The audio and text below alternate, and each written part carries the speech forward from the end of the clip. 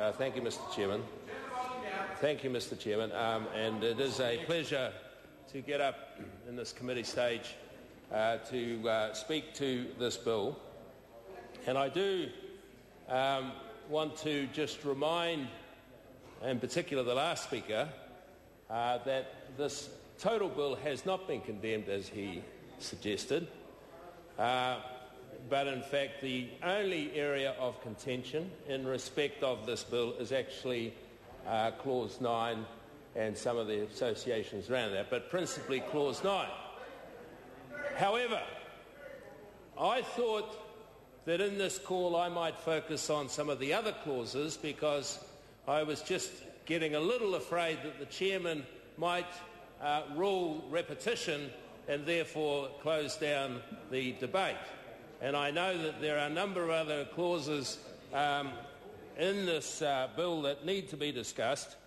And the one that I wanted to particularly focus on this call anyway, was the use of the AVL system in terms of procedural matters and the efficiency that that might have in respect of procedural matters and particularly where these were interlocutory, and I think that's the terminology, interlocutory procedures and things like setting court dates. Is this the right terminology, Roger? Thank you. In terms of setting court dates and those sorts of things, which can be most efficient in terms of using modern technology, where, in sort of figuratively speaking, one is in person, but through a video link. And I think we have been hung up a little bit about, 18th century definition of, in quotation marks, in person. And time and technology has moved on.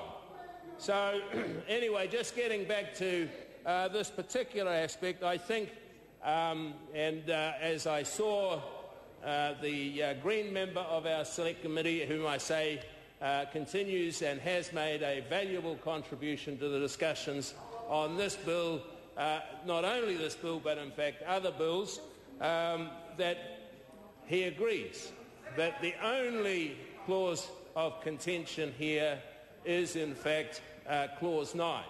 But the rest of this bill we all unanimously support, and I think in fact the leader of the Labour Party team on the Select Committee, the Honourable David Parker, who again always makes useful contributions, also would agree that in fact the only contentious part of this bill is Clause 9. But all the other aspects of this bill in respect of civil proceedings is another area in terms of progressing efficiency, particularly where people involved overseas or in fact at other ends of the country, these can be helped. So particularly I think we should focus on those particular good aspects of the bill, and I look forward to the ongoing contribution. Thank you, Mr. Chairman.